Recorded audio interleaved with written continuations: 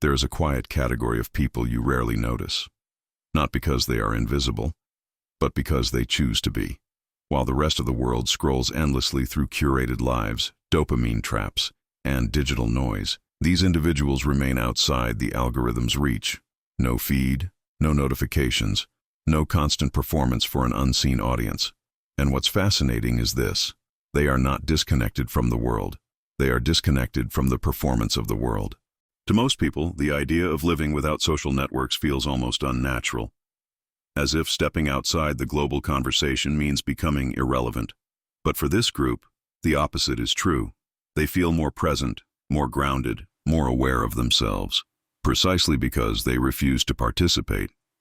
And there's something unsettling about them, something that makes others slightly uncomfortable, even defensive, because a person who doesn't need validation from the crowd shows you something you don't expect. That silence can be a form of power, that invisibility can be a strategy, and that choosing not to participate in the digital stage reveals more about human psychology than any profile picture ever could. So the real question is not why they avoid social networks.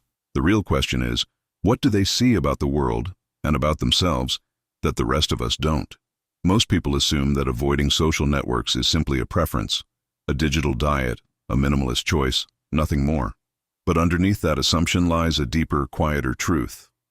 People who step away from the online world are often responding to a psychological tension the majority doesn't even notice. Tension created by constant comparison, invisible competition, and the silent pressure to maintain a version of ourselves that feels acceptable to everyone watching.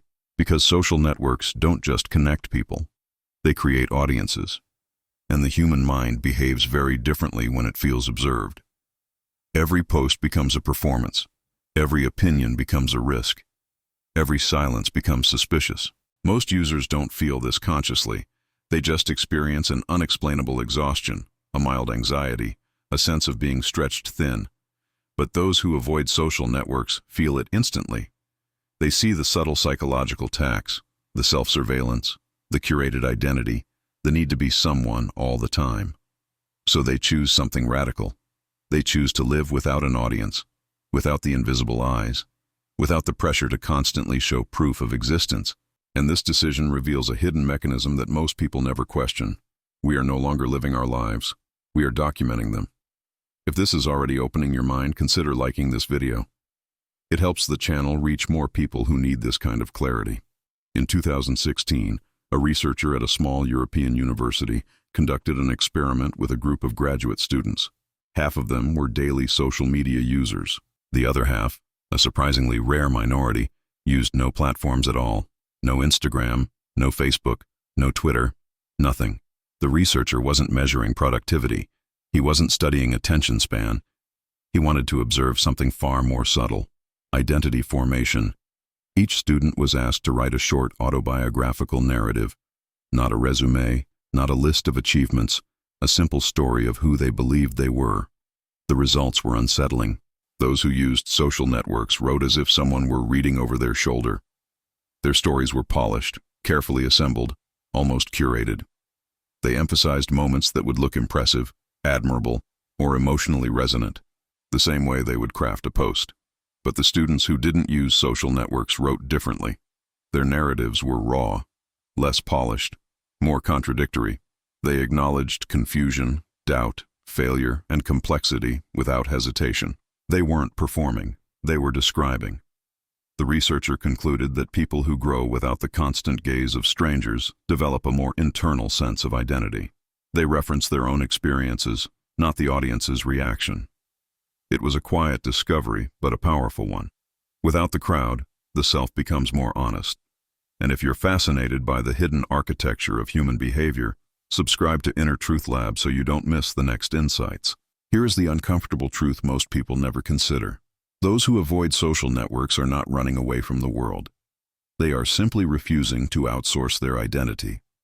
Because the moment you live in an environment where every thought can be judged, every moment can be displayed, and every action can be compared, your mind adapts in a specific way. It begins to construct a self-image based not on who you are, but on who will be watching. Psychologists call this externalized identity architecture. It means your sense of self becomes shaped by feedback loops, likes, comments, silence, criticism, even the imagined reactions of people you will never meet. This creates a mental echo chamber where your choices are no longer internal choices. They become performances in anticipation of approval. But the people who deliberately step out of this system develop something rare: identity sovereignty. They make decisions without the imaginary audience. They form opinions without pressure to align with the majority. They pursue goals without signaling it for social validation. And because of that, they often appear more grounded, more confident, and paradoxically, more private in a world addicted to exposure. They live with a form of psychological quiet that most people have forgotten exists.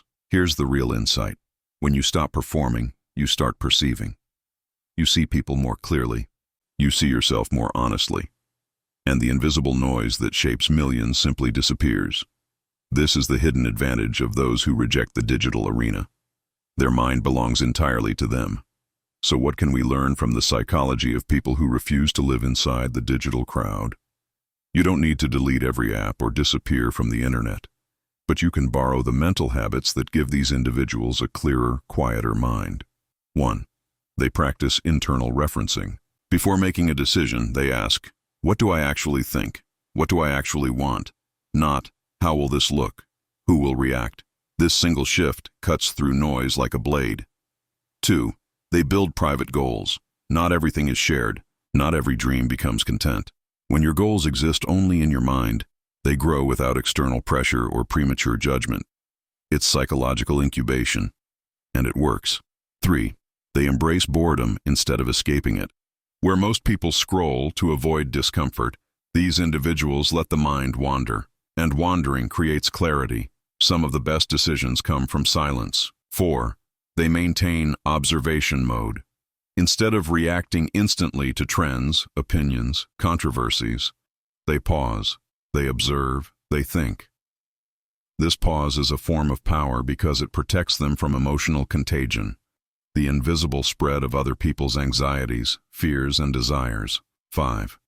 They separate identity from visibility. They don't measure their worth by how often they are seen. And when you stop making visibility your currency, your internal compass becomes stronger. And here is the reflection that tends to hit hardest. If your identity collapses when no one is watching, it was never yours to begin with. Let me know in the comments. Have you ever noticed this pattern in yourself or someone else? Your perspective may help someone reading. There is a dangerous misunderstanding that often emerges when people hear about those who avoid social networks. Some imagine they are simply above the system, immune to influence, untouched by the pressures everyone else feels. But that is not true. No one is immune. Isolation does not automatically create wisdom. Avoiding social networks can protect the mind from comparison and performance, but it can also create a blind spot. Because when you step out of the digital arena, you step out of the flow of common narratives, shifting norms, and shared psychological patterns. That can be a strength, but it can also breed illusion. A person who disconnects completely may begin to believe that they see the world more clearly simply because they are not participating in it.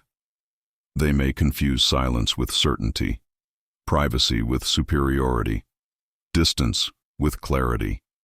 And this is where the danger lies. The greatest psychological trap is believing that you are untouched by psychological traps.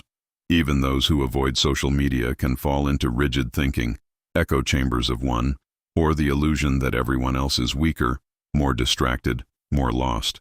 That mindset quietly dissolves empathy, and without empathy, intelligence becomes cold, and perception becomes distorted.